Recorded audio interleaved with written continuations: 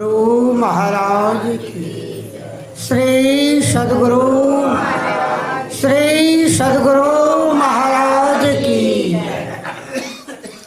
मंगल मूर्ति सद्गुरु मिलवै सर्वाधार मंगलमय मंगल करणो विनमो बारंबार। मेरा मुझ में कुछ नहीं, जो कुछ है गुरु तोर, तेरा तुझको सौंपते क्या लागत है गुरु मोर। साक्षात पार ब्रह्म परमेश्वर सद्गुरु के चरणों में कोटि कोटि नमन। मानव जीवन का सबसे महत्वपूर्ण कर्म करने हेतु पधारे हुए सत्संग प्रेमी महानुभाव माता एवं बहनों सबों को शत शत नमन। श्री सद्गुरु महाराज की जय। मैं कुछ कहूँ, मुझ में ऐसी योग्यता नहीं। जो सुना हूँ समझा हूँ उसी में से थोड़ा सा कुछ कहने की कृपा कर रहा हूँ। गलती हो जाए तो आप लोग क्षमा करेंगे। श्री सद्गुरु महाराज की। रामचरितमानस सारस्वतिक प्रथम सोपान बालकांड से आप लोगों ने श्रवण किया। मनु शतरूपा के बारे में। मनु शतरूपा 23,000 वर्ष तक तपस्या की। 23,000 वर्ष तक। तब भगवान सामने आए, कहा वर मांगो, वर मांगो।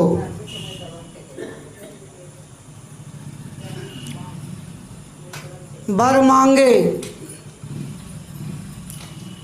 आपके समान ही पुत्र चाहिए। ईश्वर के समान तो दूसरा कोई हो नहीं सकता है। ईश्वर के समान दूसरा संसार में कोई नहीं है। का खुद ही आना होगा। और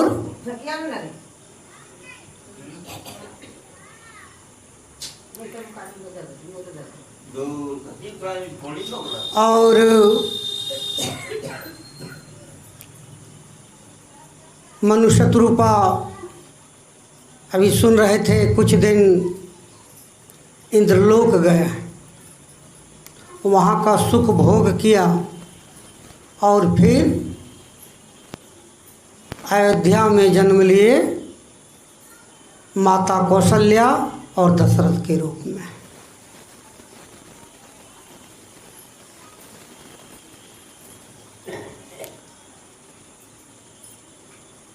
दशरथ बहुत शक्तिशाली सम्राट थे।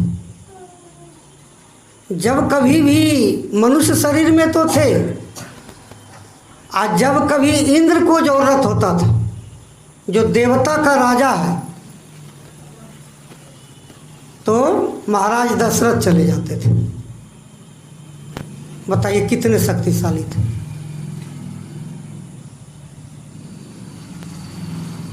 साठ 60,000 वर्ष तक राज किया राजा दशरथ। 60,000 वर्ष। और 60,000 वर्ष के बाद मन में बात आई, ओह पुत्र नहीं है। 60,000 के बाद पुत्र नहीं है।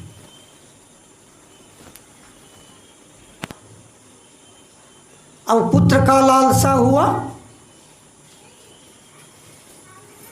इतना दीन शक्तिशाली आज जैसे पुत्र का बाद मन में आया, शक्ति छिन्न हुआ।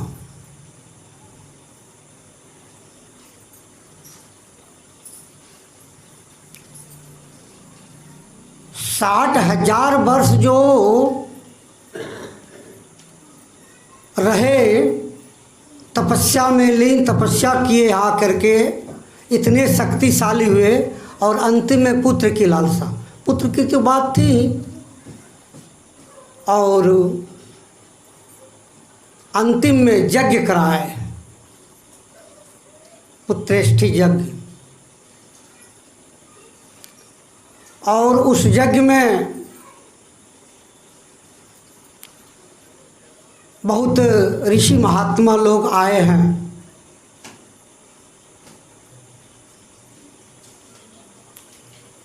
यज्ञ सफल हुआ, यज्ञ से प्रसाद लिए हुए, खीर लिए हुए अग्नि देवता प्रकट हुए और उस खीर को बांट दिया, खीर को बांट दिया। 3 माता 3 भाग कर दिए और ले जा करके दिए। जैसे ही कैकेयी के हाथ में वह गया खीर, एक चील आया और खीर को उठा लिया और ले जा करके उस खीर को दे दिए अंजनी माता के हाथ में, जिससे उस खीर से यह बजरंगबली हुआ है। देखिए, और इस खीर को जब देखा कि माता कौशल्या ले लिया चिल, तो अपने से भाग करके फिर उसको दिया। इससे क्रमशः माता कौशल्या से राम और कैकेयी से भरत, सुमित्रा से लक्ष्मण और शत्रुघ्न हुए, चारों एक दिन एक साथ।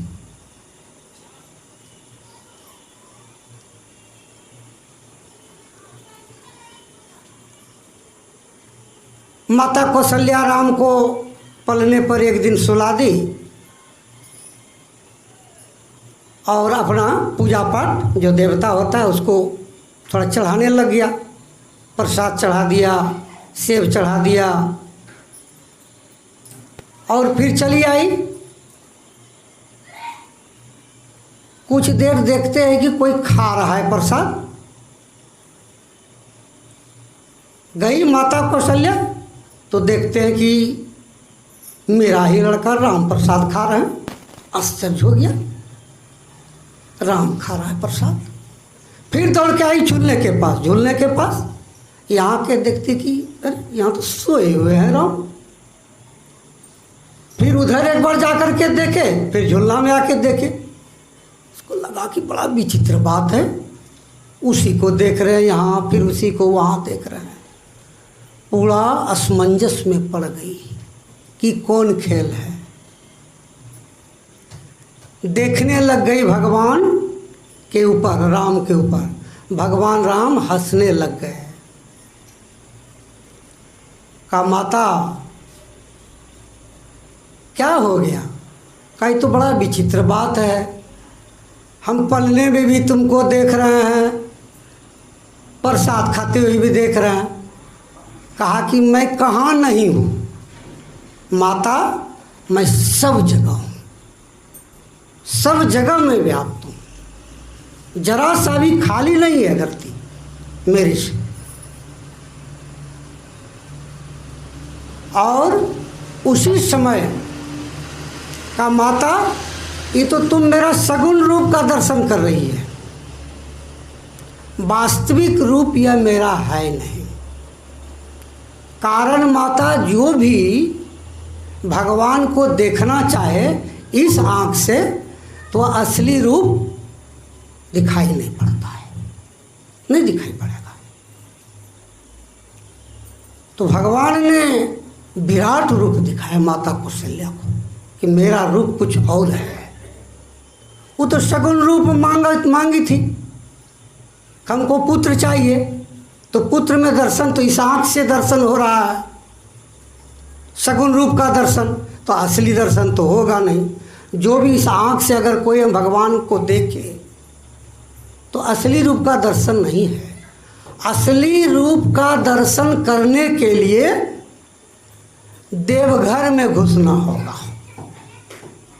ठीक ठीक समझिए, देवघर किसको कहते हैं? यह मनुष्य का शरीर, यही देवघर है, यही देवघर है। यही बैद्यनाथ धाम है। वहाँ जाने से कोई लाभ मिलने वाला नहीं है। वैद्य कहते हैं जो जड़ी बूटी के द्वारा मनुष्य का इलाज करता है, उसको वैद्य कहते हैं। और जो मन का इलाज कर दे उसको वैद्य राज कहते हैं। और जो वैद्य संत सदगुरु वैद्य हैं, जो ले जा करके मोक्ष के द्वार पर खड़ा दे, उसको वैद्यनाथ कहते हैं। श्री सदगुरु ऐसे हैं संत सदगुरु।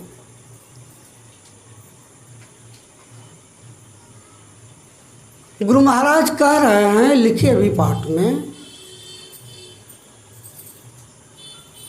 समय जा रहा है, आपका समय जा रहा है। पता नहीं चल रहा है, धीरे धीरे क्षण क्षण पल पल जा रहा है समय। क्या कहे? तन धन परिजन सहित अपन तन, आ सब छाड़ी जइयो अंत काम न आवे। कोई काम आने वाला नहीं, अपना शरीर भी काम नहीं आएगा। जिस दिन इससे निकला चेतनात्मा, कि शरीर का कोई काम नहीं, मिट्टी, इसको जला दो, पका दो, कुछ कर दो, कुछ नहीं है। गुरु महाराज कह रहे हैं, समय बीतते जा रहा है, उम्र बीतते जा रहा है,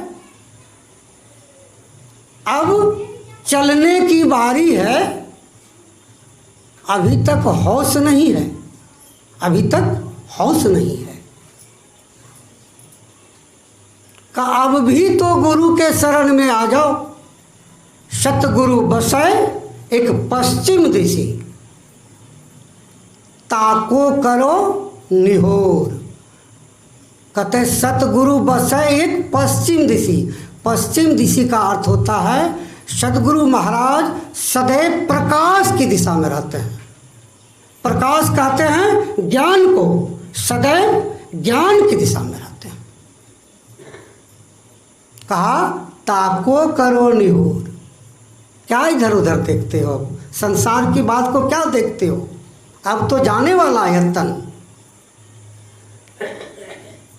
जहां पर के आकर के लोगों का सारा भ्रम दूर होता है। कहा अति दुर्लभ है, यह मनुष्य का शरीर मिलना अति दुर्लभ है। सत्संग का मिलना अति दुर्लभ है, संत सदगुरु का मिलना अति दुर्लभ है। लेकिन बहुत बहुत पुण्य का हम लोगों ने जमा किए पुण्य, जिसके चलते तीनों चीज मिला हुआ है। मनुष्य का अति दुर्लभ शरीर मिला हुआ है, दुर्लभ है मानुष तन। अभी पाठ में सुने ना, दुर्लभ मानुष तन, दुर्लभ है, नहीं मिलेगा। करिए गुरु भजन, कार्य मन गुरु का भजन कर लो। सब दिन छोड़ करके, सब चीज छोड़ करके एक दिन जाना होगा, जाना होगा।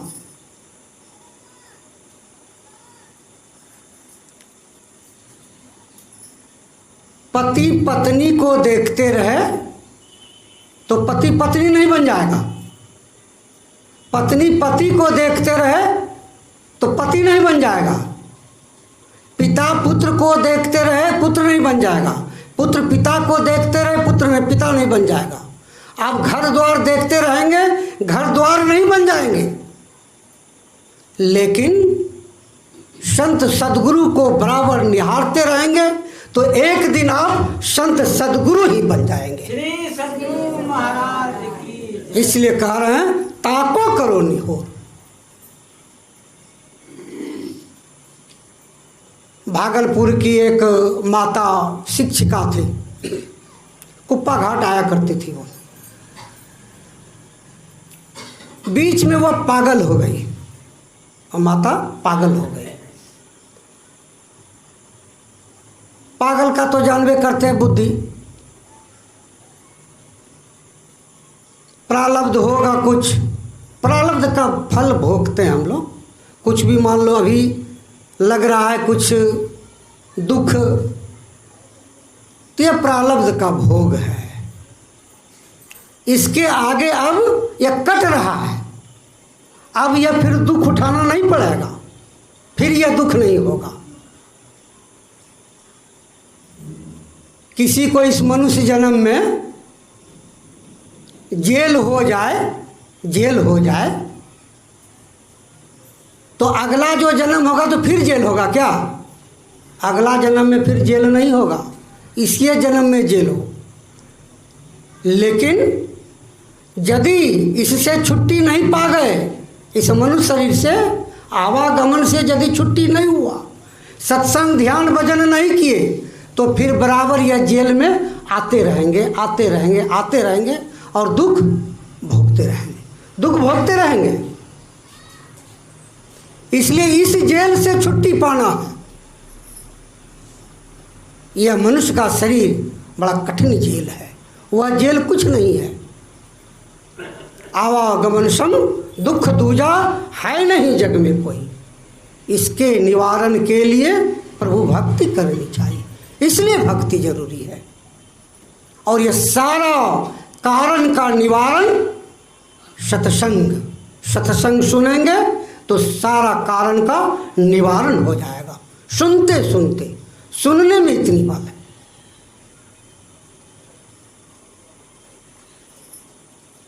माता पागल हो गई। एक दिन पागल के दशा में ही चले आए कुप्पा घाट, चल दिए कुप्पा घाट। आ गए, गुरु महाराज थे, कबाड़ देखा खुला हुआ, वहाँ कोई सेवक था नहीं, किधर गए होंगे। आई दौड़ के गई माता और जोर से गुरु महाराज के चरणों पर सिर पटक दी। लेकिन गुरु महाराज चरण को हटा लिए और चरण जैसे रखी गुरु महाराज अपने चरण को, दोनों चरण को उसके माथे पर रख दिया। तुरंत माता का कल्याण हो गया, देर नहीं, कल्याण हो गया। तुरंत उठपुट करके बढ़िया से बातचीत करने लग गई। है देखिए, एक यही का घटना बता रहा हूँ। बनियाडी का ही एक आदमी है, कपिल यादव को जानते होंगे आप लोग। बोले कि मैं जा रहा था ट्रेन से बड़रवा, साहेबगंज में एक आदमी पैसा छुड़ाया होगा बैंक से, 2 लाख रुपया छुड़ाया था। वहीं से लग गया कोई गुंडा, 4-5 गुंडा ट्रेन पर, और जिस सीट पर बैठा था वहीं सटा दिया पीछे से और उसका छीन लिया बैग। वो डर से कुछ नहीं बोल रहा है, आदमी है, सारा आदमी बैठा हुआ है, लेकिन पीछे से सटाया है, नहीं बोल रहा। और ठीक तलझारी स्टेशन के पहले वह आदमी कूद गया, पैसा लेकर के कूद गया। तो भागने लगा तो वो भाग गया। इधर जो और 3 आदमी था वो कुछ नहीं बोल रहा है डर से, जिसका पैसा लिया है। ये सोचा कि जरा सा देखे भाग रहा है तो हम भी जाके देखे। बस वही जा करके उदान पकड़ करके देखने लग गए। तब तक स्टेशन में गाड़ी लग गई और उधर से एक आदमी आया और तड़ाक इसके ऊपर तान दिया। कभी ज़्यादा जैसे इसके ऊपर तान दिया बंदूक कि आँख ही बंद कर लिया और कहा, हया गुरु महाराज। गुरु महाराज का नाम, सत्संगी है, गुरु महाराज का नाम ले लिया। जैसे ही दोनों डिब्बा पर तीनों बदमाश था, कूदा और उसका बंदूक को हटा दिया। क्या ऐसा कैसे? कहा कि देख के लगा कि पुलिस है, थोड़ा हट्टा कट्टा है, लगा कि पुलिस है। कहा कि उसी दिन हमारी मृत्यु हो जाती। गुरु महाराज की कृपा, आंख बंद हो गया और मैंने पुकार कर लिया गुरुदेव को। और तुरंत देखिए उसने कहा कि ये पुलिस का आदमी नहीं रहता तो वर्दी रहता और होता। और फिर सब भाग गया। तब ये आदमी कहता है, रोने लगा कि बाबू 2 लाख टका लेके भागी गए हमरो। कल के गाड़ी पर ने बोला का गाड़ी हम सटा के रख चले, हमारा पीछू सब सटा के रख चले। देखिए भाई से डर से, मृत्यु के डर से बोलेगा नहीं बोला। सत्संग में जो आते हैं इसका पहला सद्गुण है भय खत्म हो जाता है। जानते हम लोग मृत्यु साधारण चीज है ही नहीं, कोई डरा दिया मृत्यु। या आने से पहला सद्गुण है भय खत्म हो जाएगा। एक पुलिस का आदमी जा रहे थे, पुलिस बंदूक है कंधे पर, आगे में जाकर के रुक गए। एक आदमी पूछते, भाई आप रुक क्यों गए? पुलिस का आदमी है, बंदूक है कंधे पर, रुक गए का है? कहो देखिए कुत्ता भूख रहा है। बताइए का नाम क्या है आपका? का नाम मेरा शेर सिंह है। देखिए नाम मेरा शेर सिंह। का पिता का नाम का बहादुर सिंह। का जाओ जाओ जाओ भागो। अब नाम कहला गए, सत्संगी हैं और है तो कुछ नहीं, टाइम ऐसा नहीं। जो कर रहे हैं ठोस काम है यह, इससे बड़ा ठोस, इससे बड़ा मजबूत काम संसार में कोई नहीं है। इसलिए गुरु महाराज कह रहे हैं, घुसो अपने ही भीतर घुसो। देवघर यही है। देवघर माना जहाँ देवता का घर है। तो सब कुछ यहाँ वास नहीं है, सारा देवता 3300 करोड़ देवी देवता का वास। ब्रह्मा विष्णु महेश का इसी शरीर में वास है। तो साधारण शरीर है क्या? लोग जा रहा है, कह रहे हैं भगवान शिव कह रहे हैं मैं नहीं तो यज्ञ में वास करता हूँ, नहीं कोई काठ में वास नहीं करता हूँ, कोई मूर्ति में वास नहीं करता हूँ। जब भी मैं वास करता हूँ मनुष्य के शरीर में वास करता हूँ। लेकिन मनुष्य ऐसा है, दौड़ लगा रहा है। कस्तूरी कुंडली बसे मृग ढूंढे बनवाए, ऐसे घटी घटी राम है दुनिया देखे ना। मृग के नाभि में कंडली है, वह कस्तूरी है और गंध से खोजते फिर रहा है, खोजते फिर रहा है और यूं ही अपना जीवन बर्बाद कर देता है। उसी तरह मनुष्य है, अपने भीतर में ही सब कुछ है। अनवरत अनवरत अमृत की धारा बह रही है, अनवरत। लेकिन लोग बाहर दौड़ लगा रहा है। अमृत की धारा भीतर बह रही है, सारे देवी देवता का वास है, सब कुछ है भीतर, और बाहर बाहर दौड़ लगा रहा है जहाँ पर कि कुछ मिलने वाला नहीं। भगवान शंकर कह रहे मैं मनुष्य के अंदर वास करता हूँ, यही मेरा घर है, यही देवघर है। बाहर में कितनों खोज लो मिलने वाले नहीं है। और इस आँख से तो कदापि नहीं। जब भी दर्शन होगा शगुन रूप का दर्शन होगा।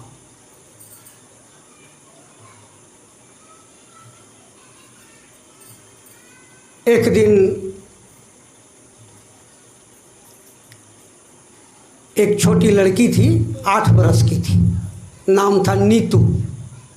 अपने चाचा चाची के साथ वह आई थी कुप्पा घाट। पूज्यपाद संत सेवी जी महाराज थे। वह लड़की जाके कहती कि हुजूर हमें दीक्षा लेवे। नाम था नीतू लड़की का।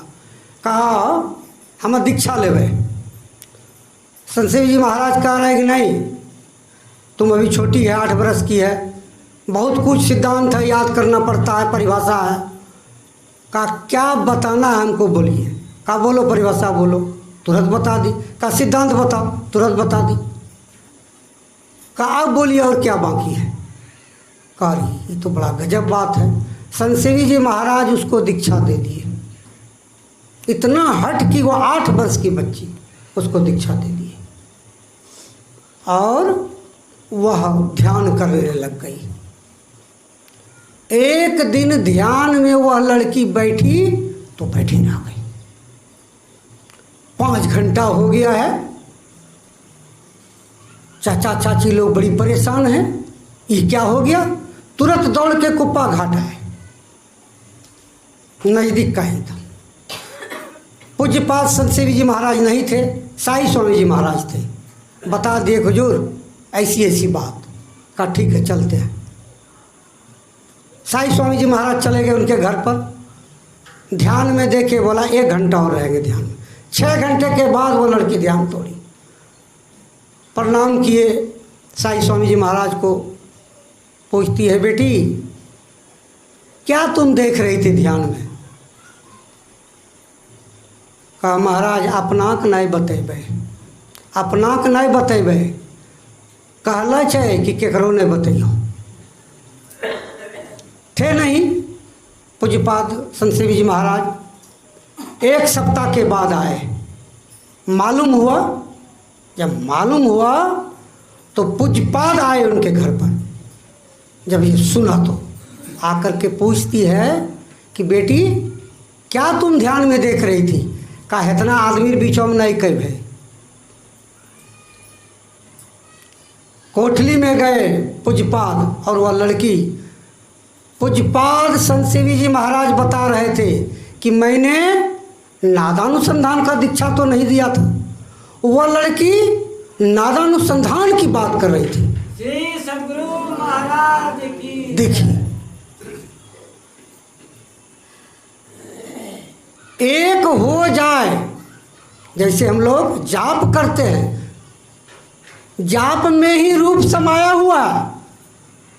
जाप करते करते रूप प्रकट हो जाएगा और रूप प्रकट होते होते दृष्टि योग की क्रिया भी होने लग जाएगी। उसमें लीन हो गए, सूरत संयोग की भी क्रिया हो जाएगी। ऐसा है, बना हुआ है, सीढ़ी है, भीतर ही भीतर सब रास्ता है चलने का। और यह सूरत संयोग यही है सार तत्व। इसी पर चलकर के पार ब्रह्म परमात्मा तक पहुँचने का यही है रास्ता, सूरत संयोग। इसी को पाकर के लोग पार ब्रह्म परमात्मा तक पहुँचे हैं, जो भी पहुँचे हैं। तो इसी मनुष्य जीवन में, इसी जीवन में जो करना है, अगला जन्म क्या होगा कहना मुश्किल है। इसलिए इसी जीवन में कर ले तो अति उत्तम बात। नहीं तो फिर कौन सा जीवन होगा कहना मुश्किल।